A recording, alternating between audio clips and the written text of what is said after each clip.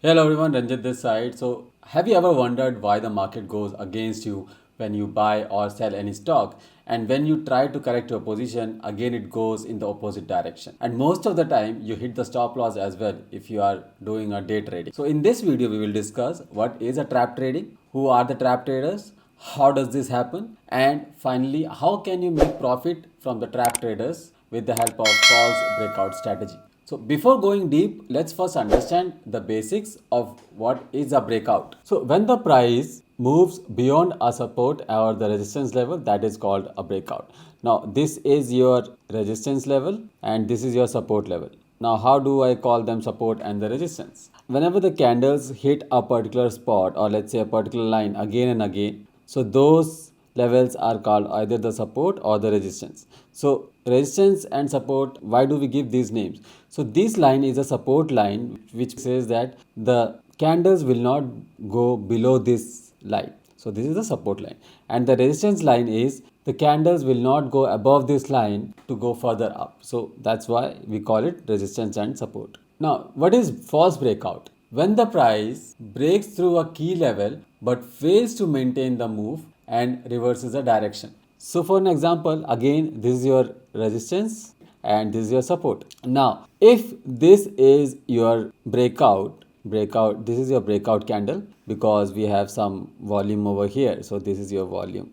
So when a candle breaks through a resistance level or the support level, and if it do not maintains the upward direction, so this is your upward direction, and it goes down, so it means this is a false breakout. Now there are many reasons that you get trapped in such situations, but mainly it's because first of all you did not study the market or the trend properly, and the second thing is you are trapped by big players or the institutional players. I'm not talking about the operators, but the institutional players or the big players who are having a lot of money to play in the market. But wait, can you treat this scenario as an opportunity and play along the big players or the institutional players? I would say yes. Watch this video till the end, as this strategy needs full knowledge, because if you have only half the knowledge, that can only trigger more loss. So now what is a trap trading? In a trap trading, we buy or sell stocks based on the false signal. These false signals are created by the institutional players or the money players. So this kind of scenario wherein a false breakout is created by the institutional players or the money players is called a false signal or a trap signal. And then we as a normal trader or retail traders get into such kind of trap. Now, for example, again, just to reiterate, this is our resistance, this is our support. Now if the price breaks this resistance, because this one, let's say if this breaks the resistance and goes a bit higher like this, then we can take a trade here, or let's say here. Normally it's not taken at the same spot as the breakout, but after the testing only we take the trade. But let's say we took the trade over here and then it went up. So this is a normal scenario. But instead of that, or instead of going further up, the price goes down like this one. It goes down below the resistance level. This is our resistance level, and we occur the loss. So simply this is called a trap. Now there can be many ways of traps in the stock market, but the question is it legal? Of course this is legal. You are getting into a trap because of you do not have the full knowledge about the stock market, or you have not done your homework. So now you will ask, why do they trap the retailers or the beginners, or why do the institutional players trap the traders or the retail traders? I'll give you an example. Now in this resistance level, let me just clear this out. Now again, resistance and support. Okay, suppose at this resistance level, if the price is supposed to go below this level, it will go down slowly. If we just follow the trend, it will go down slowly, because the volume is created by the retailers based on, let's say, some news or events, which are generally, the volume is normally a less, because the investment that is done by the retailers are less, and then because of that the volume is generally less. But if the institutional players want to sell, the price will go quickly down because they have a large volume. Let's say they invest millions of stocks or the millions of money.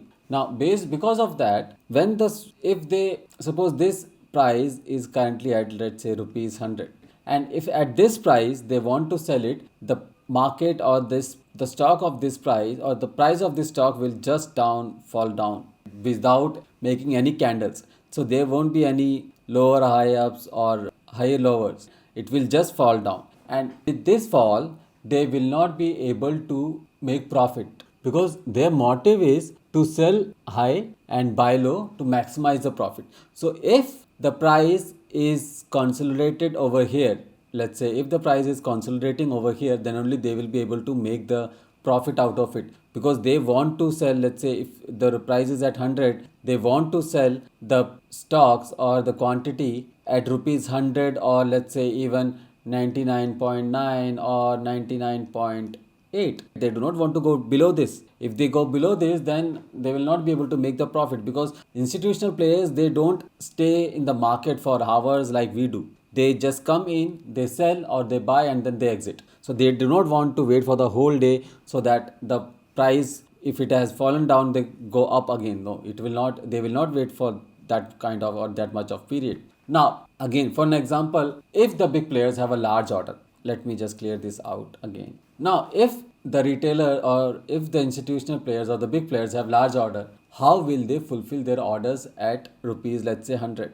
Now, what will they do? Since they do not want to cause panic, because if the retailers see any sign of institutional players, they will exit. Now, what we as retailers think that when this price breaks out of this resistance level, we start to buy here, which is generally the thing that we see. We buy here. But this is normally done by the beginners or who do not understand the market. Because if you are a experienced trader, or let's say trader, then you will not buy over here. You will buy somewhere over here. You will wait for the correction and then you will buy here. But again, if you know how the stock market plays or how the institutional players play, you will not even buy here. Why? Because if you see, the volume is very low. If you see over here, the volume, which is a major factor when it comes to the breakout. If you see over here, this breakout is giving a volume over here. So this is the volume, sorry, this one. This is the volume. Even though it's high, but it's not very high to say that, there will be an uptrend. That's the first thing. Now, after the breakout, there is a chance that what the retailers or what the institutional players do, they will try to keep the price at this level, just above the resistance level. Why? Because they want to keep on selling their stock. So it's like we as a retailer, we keep on buying because we see that there is a consolidation. So we as a retailer, we buy, but institutional players, they start to sell, and they will not sell a huge quantity. They keep on selling their stocks because they want to sell it up at a price range of 100 to, let's say, 99. Between this, they want to keep on selling, so they will keep on sell their stock or quantity, and then we as a retailer, we keep on buying. So it's like, and then once the bears in the market are exhausted, the price will fall down like this one. If you see over here, it's a big fall. It's because the bears, the institutional players have moved down now, because whatever they had to do, they did it. They sold their stocks. Now, what has happened over here exactly is, here most of the stop loss must have hit, and these stop loss were done by the retailers. So most of these stop loss will be hit by which has been created by the retailers, as well as now, since the price has gone down below the resistance, those who were waiting for, let's say, to short the stock will also come into play. They will see, okay, so there is a consolidation, and then there is a high chance that it will fall because the volume was not high, and because of that, there will be a shortage, or let's say short position. So these are a couple of things that happens. Now, the reason behind is very simple. First, and why this all has happened, I'll tell you the reason behind it. First, the institutional players need volume, because without the volume, they will not be able to sell their quantity. Because I'm not talking about one or two quantity, or let's say 1,000 quantities. When the institutional players play, they are having millions of quantity. So they just want to sell it, but they cannot sell the whole price, or let's say the whole stock in a single trade. They have to make sure they do it on a smaller, or let's say small chunks. So they will keep on selling their small, let's say packets of quantities. Now, if they want to sell these small packets of quantities, they have to make sure there are buyers as well. To keep the buyers in the market, they create such kind of cases or such kind of breakouts, because the our buyers or retailer buyer is equal to the investment institutional players sells position. So when we buy, then only the institutional players will be able to sell their stock, because they need to make sure the price is kept at this level, just above the resistance level. Now, there is one more reason why the institutional players want us to keep on buying, because again, like I said, when they are trying to sell millions of stocks, if they sell the whole stocks together, the price will just fall. There will be a big candle of, let's say, a sell, and because of this they will not be able to maintain the same price of the stock to sell more quantities. So this is called slippage. So the slippage will also come into play if they try to sell the whole stock together. So they try to maintain the price within, let's say, 100 to 99, and then once they are out of this market, the market will fall. Now let's understand how we as a retailer can create such scenarios as an opportunity to make money or profit by playing along the institutional players. Now let's say you understand the basics of how the false breakout happens.